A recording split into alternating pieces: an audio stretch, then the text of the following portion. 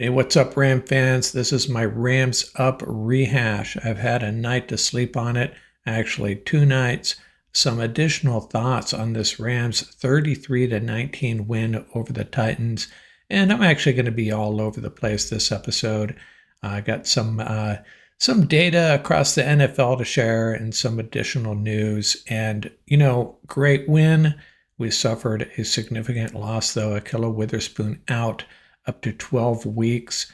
So he could be back this season, could be back for the playoffs, which is really good news because that's where we're heading. And, I was proactive. I posted a poll this morning. What should the Rams do to address the cornerback situation? Do they need to do anything other than maybe promote someone from the practice squad, AJ Green, Cam Lampkin, and or maybe sign Asante Samuel or Stephon Gilmore? So what they did do is they signed cornerback Trey Brown, formerly of the Seattle Seahawks, out of Oklahoma, 5'10", 185 pounds, a fourth-round pick in 2021 by the Seahawks, signed with the San Francisco this past in August, I think it was, and suffered a heel injury, and the 49ers released him with an injury settlement. So he's been out there recovering and apparently healthy, and the Rams have signed him. And he will immediately fit into this rotation, I think. I don't know a lot about him, but I will tell you his NFL draft profile is pretty fun to read. He was very strong for his size. This is according to Lance Zierlein on NFL.com. Turns press releases into a fist fight and bullies passive receivers through the release. A good man coverage guy, and also a special teams maniac at Oklahoma. Now, I'm not sure if he played special teams at Seattle. Probably did a little bit. But a nice addition to the cornerback room. I think they needed to add somebody. They add a guy with some experience and has played at a fairly high level. And hopefully he works out for the Rams. Now Cam Lampkin and AJ Green probably aren't happy, but Rams patch things up pretty quickly here. And hopefully Ahkello heals real quickly. Apparently, my understanding is no surgery required, so that's good news. That will accelerate his recovery a little bit.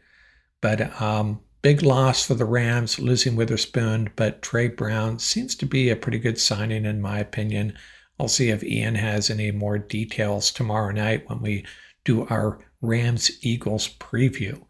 So let's get back to this, to my rehash, some additional thoughts on this Rams win over the Titans.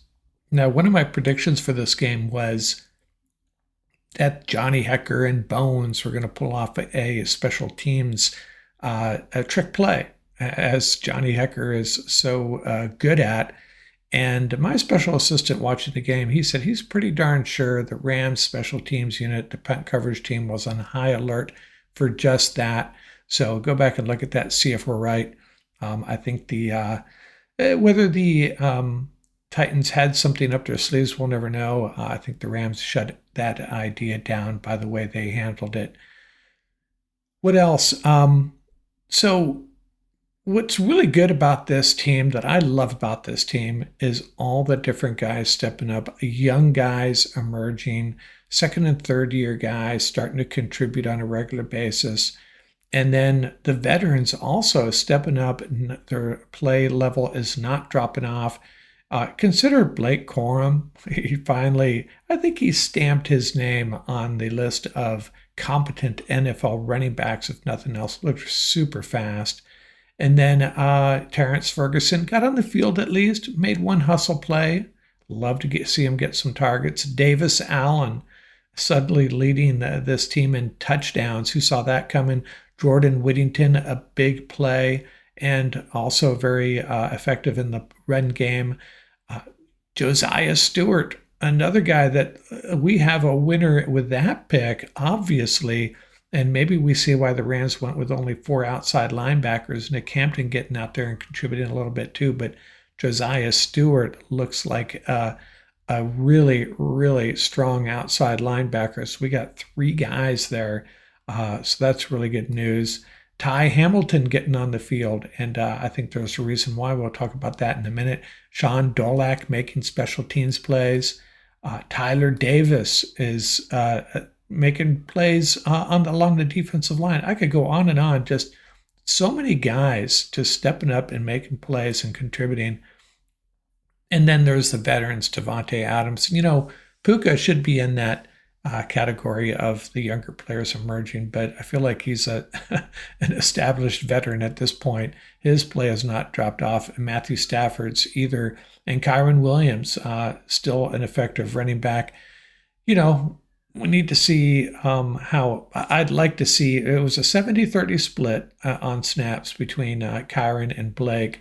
I'd like to see maybe 60-40, and I apologize to you, those of you who drafted Kyron early in your fantasy leagues. His value may be plummeting. Offensive line, rock solid, and Tyler Higbee. Tyler Higbee made a couple big plays, still has it. I'd like to see him slowly hand the baton off to Terrence Ferguson. Maybe he's handing it off to Davis Allen. I don't see Davis Allen as that rugged, physical tight end, just another receiving threat. That was a very athletic play he made at the goal line. So, lots to be happy about with this team. The concerns, I'm still concerned about the run defense, and we have not gone up against a good offensive line yet. We have not gone up against a tier 1 running back yet. Apologies to Mr. and Mrs. Pollard, but we really haven't. And next week we will. We're going to go up against a really good offensive line and a running back who has destroyed us. So this will be a test. Poona Ford has to play better, I think. Nate Landman, he's been playing good, but Ty Hamilton and Tyler Davis, Laurel Murchison, these guys are going to have to play really, really well and slow down that run game, because if the Eagles just, punch a hole in our run defense, it's going to be a really long day and could eventually expose our cornerbacks, whatever that cornerback group looks like on play actions and such, and Jalen Hurts extending plays and gaining yards with his legs, because we know the Rams aren't great at securing the edges with quarterbacks. We'll get into that Wednesday night we'll preview the Rams-Eagles, Ian and I. So I'll save any more additional talk on that. But, a lot to figure out about this Rams defense still. I know we're excited. I know we're feeling good about it, but I don't think it's been severely tested yet. And I did want to mention, I handed out my game balls, and it mapped to Sean McVay's, except for one player. The player I left off with was Josiah Stewart getting his first sack. So I didn't give a game ball to Josiah Stewart. Sean McVay did, and maybe I should have as well. Hey, thought I'd give you an update on the Rams, where they stack up stats-wise, and this is pending the 2 Monday night games. I compiled this before those games were played, and I don't think it's really that big of a deal if I roll with what I have now. But as of Monday afternoon, Matthew Stafford was 5th in passing yardage. Puka Nacua was 4th in receiving. Nate Landman tied for 14th in tackles. Byron Young tied for 4th with 3 sacks. The Rams defense 4th in yards per game allowed, 258 yards, and they are tied for 2nd in sacks with 8 sacks. So, just some really trivia. I know that's not important, so to speak, but it's still good to see the Rams dotting those leaderboards. At least I kind of enjoy it. And I thought I'd share some ex-Ram information, all of it coming from the Seahawks Steelers game. I was kind of happy to see Cooper Kupp maybe has not lost it, 90 yards receiving, and there was an interception a ball thrown his way by Sam Darnold, was intercepted by who else? Jalen Ramsey, and a big interception in that game for the Seahawks, a deflected pass. You remember Darion Kendrick. So, last week in that Steelers-Jets game, Rams dotting the game summary throughout the game, ex-Rams making play after play. And in this game, a little bit more of the same. Cooper Kupp, Jalen Ramsey, and Darion Kendrick. Now, what I used to do, and I haven't done it yet this year, is critique the announcers, and I'm gonna have a critique of some stuff Bill Cowher shared in the pregame. I'm gonna save that for a little bit later. But I did want to say I think J.J. Watt was pretty good. I was a little worried about him. I've always felt that he had this anti-Ram / Aaron Donald bias because he was always second fiddle to Aaron Donald when it came to the Defensive Player of the Year talk. But I think he was pretty balanced, and I thought he did a good job. I heard this crew, I think it was Ian Eagle, the announcer, say twice that Blake Corum's season was cut short last year with the broken forearm. I think that's a little misleading. It was week 18, so technically cut short, but I thought the way they stated it, it sounded like he had his forearm broken in week 5 or 6. So what he really missed was the second half of that week 18, the meaningless week 18 game, and the playoff game against the Eagles and the Vikings, 2 playoff games. Hey, let's get into the snap counts. Snap counts for the Rams on offense. Wide receiver 3, Jordan Whittington emerging as the top gun, 39 snaps, Tutu Atwell 26. Whittington had 2 receptions. Atwell had that 1 target, the interception. And I think Tutu, his time will come. He's going to make a big play here or there that's going to make a really big difference. And in one game or two, kind of a bummer he's not getting involved early, but his time will come. Tight ends, Tyler Higbee still out there for 75% of the snaps. Davis Allen, 25 snaps. Terrence Ferguson, 4. Colby Parkinson was, of course, inactive. And then Kyron, 43 snaps. Blake Corum, 18. No sign of Jarquez Hunter. And the offensive line and Matthew Stafford out there for every snap. And Puka Nacua and Devontae Adams, I don't have their numbers here, but they were in there for most of the snaps, obviously. If they get their breathers, but they're still wide receiver 1 or 2, that's for sure. And on defense, a lot more to talk about here. Quentin Lake and Cam Curl once again did not miss a single snap. There are 66 defensive snaps, so they're out there the entire game. Ahkello Witherspoon came out after 16 snaps. Darius picked up the slack with 26 snaps, as did Kobe Durant with 41, sliding over to the outside. I was surprised Josh Wallace had 4 snaps, and Jalen McCullough only 5 snaps. And again, I think it's going to depend on what they're trying to get done week in and week out. And these snap counts will rise and fall depending on the opponent. Nate Landman out for just 2 snaps. Braden Fisk, okay, we have the story on him. He was out he played just 13 snaps. So what happened? What is going on with Braden Fisk in a critical game? Well, they're all critical. A big game where you expect him to be a big part of the rotation. Well, apparently he had an oblique strain, I think is how they characterized it, during warm-ups. And I don't know if this was before or after they had declared the inactives for the game. But regardless, fortunately, Ty Hamilton, Laurel Murchison, and Tyler Davis, well, Tyler Davis is going to be active every game, but Ty Hamilton and Laurel Murchison were active. Deshaun Johnson wasn't. So it opened the door for Ty Hamilton, 14 snaps, and I think Tyler Davis had an uptick, 30 snaps, actually out-snapping Poona Ford. Didn't see that coming. And Pro Football Focus grades, Byron Young, top of the heap with 90.0, Davis Allen, 89.4, Quentin Lake, 89.3. These are really good numbers. Devontae, 82.2, Puka, 81.6, which I don't quite get. I don't know what you're dinging him for. I'd love to know. And then the offensive line, Alaric Jackson leading the way with 80.6. Darius, really good score, 79.5, and Stafford, 78.5. And by the way, one word on Puka. Let's talk about Puka. I didn't give him a game ball. Sean McVay didn't give him a game ball. He'll probably never get a game ball. And he's just evolved into that guy, kind of like Cooper Kupp and Matthew Stafford, unless it's a game where they're eclipsing something in the record book, a milestone. It's just a given. It's a token game ball every game for Puka Nakua, is the way I see it. So I still want to know, how does Puka get an 81.6 rating? Don't get it.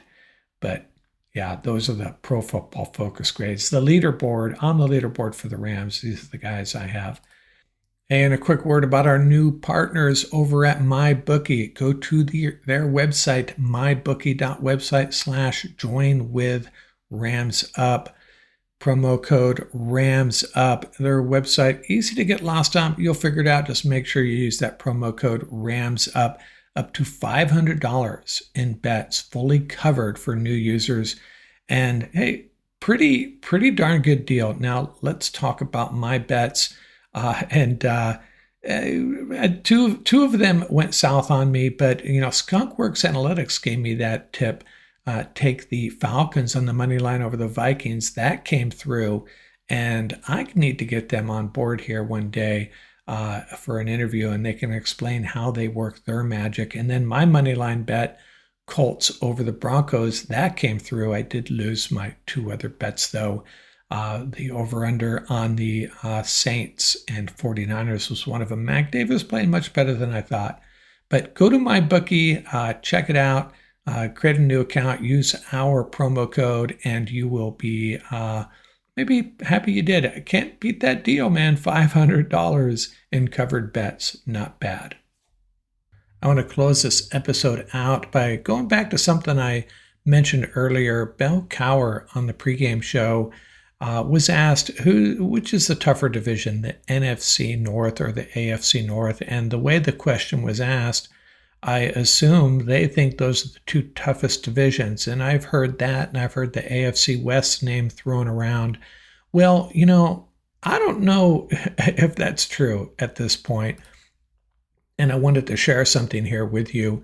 Right now, after 2 weeks, the AFC West, the AFC North are both 4-4, as is the NFC North and the NFC East.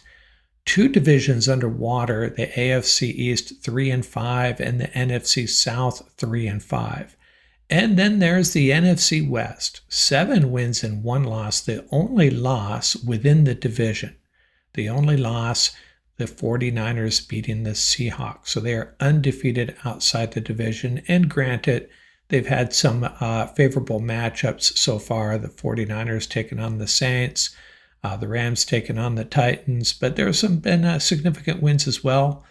So, maybe we should start talking about the NFC West as the most formidable division in the league. And I think Bill Cowher is showing a little bit of bias there. When asked, he said, oh man, it's the NFC North. I mean, they got Pittsburgh, they got Baltimore, they got Cleveland, and then someone piped in, well, what about the Bengals? And he said, yep, we got Cincinnati too. And I don't know, man, I'm just not feeling it. Sorry, Bill, I have to disagree. And, I'm going to also chime in on something else. I do this every year. And going into every season, I really think all 32 teams have a shot. It's just a matter of how much of a shot they have. And I harken back to the 1999 St. Louis Rams. How many folks out there thought they had a chance, and they ended up winning a championship? But 2 weeks in, I'm telling you, I got a list here of teams that I think are done. Where is my list here? The teams that are done in the NFC, the Chicago Bears can kiss it goodbye. It's not happening. I don't care how quickly Caleb Williams and Ben Johnson get it turned around. There are still significant problems there. And I'm going out on a little bit of a limb here, but the Bears are done. And I think the Giants are as well. There's going to be improvement there. But it was quite the scene seeing Russell Wilson just, having the game of his last few years anyways, and then having it stolen away at the end there. But the Giants aren't going anywhere regardless. And I don't think the Cowboys really have a future in the 2025 season. And, they're 1-1, just not feeling it. And I'm ending their season today. They are done. And the other two teams are the Panthers and Saints. Now, Cowboys, I might be going out on a limb there, but I don't know, man. This NFC is packed with some really good teams. Now, I just gave you 5 teams who are done. That means there's 11 teams fighting for 7 playoff spots. And all 4 NFC West teams are looking like they have a real shot at the playoffs and maybe even a playoff run. Now, the AFC, it's not as bad. Well, actually, it is. 5 teams. I have the Raiders. The Raiders are done. The Dolphins, I don't know what's happened there. I saw an interview with Mike McDaniel, their coach, after their most recent loss, and it was not good. It was not pretty. I think a coaching change is coming there.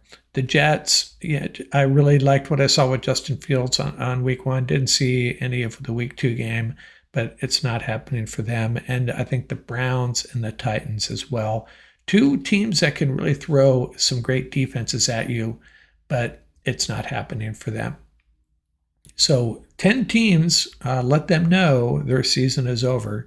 And we'll see if I turn out wrong on any of these.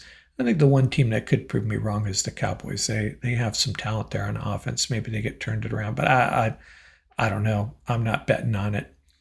So we'll wrap things up here with my power rankings, an abbreviated version of this. I'm going to go through this really quick. Power rankings, my Rams Up power rankings after week 2.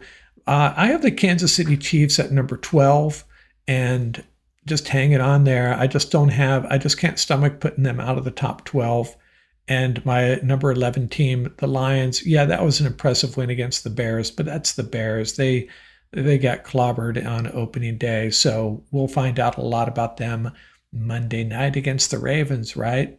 The Cardinals, 2 wins against mediocre opponents, but they're winning the games they're supposed to win. We'll see if they can hang on to that 10 spot. And then the Tampa Bay Buccaneers opening up 2-0 for how many straight years. And, they were very fortunate to win that game. But, hey, every team, good teams have moments like that where they just pull games out of their you-know-what and steal a win on the road nonetheless. Before I move on, who's missing here? The Vikings. No, that was a bad loss at home. Who else? The Broncos have fallen out. You got to, go on the road. The Colts. Colts are rising up my green room rankings. So maybe those 2 are passing each other in the night. The Colts on the way up, the Broncos on the way down, but neither of them in my top 12. Seattle, they beat a Pittsburgh team that I think has big questions. The Bengals, I dropped them out with the quarterback situation. Don't know if we'll see them again, although their backup there is really good. Thought they may make a play for Jimmy G, but apparently not. Probably missing some teams, but the Texans aren't here. 0-2. I can't put, the Chiefs are 0-2 and they're there, but the Texans, fortunately in the division they're in, they can climb back into the playoff race, but not a good look so far. It's not that they've played badly. They just haven't played like a playoff team. The next 4 teams up, I got the 49ers at number 8, and I've had them in my top 12 all along, and I see some other folks had them in the teens, and now the 49ers are appearing in the rankings as they should have all along. It's still a very talented team. And keep in mind, the 49ers are really banged up, one with a backup quarterback, a backup tight end, some other players really banged up. My number 7 team is the Commanders. That's about where they've been all along, I think. The Chargers, I think they're up a couple of notches, looking like a complete football team. Quentin Johnson really arrived. They just got a good group of weapons there, a really solid defense. Now, Omarion Hampton, a little disappointing because he's on my fantasy team, I noticed, and had that late fumble. That's not good.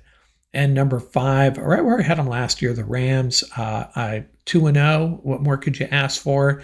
Number 1 rated defense in the league right now. We'll talk about that on Wednesday night when we do our Rams-Eagles preview. But, they need to play a tier one opponent, and they're going to get their opportunity Sunday morning.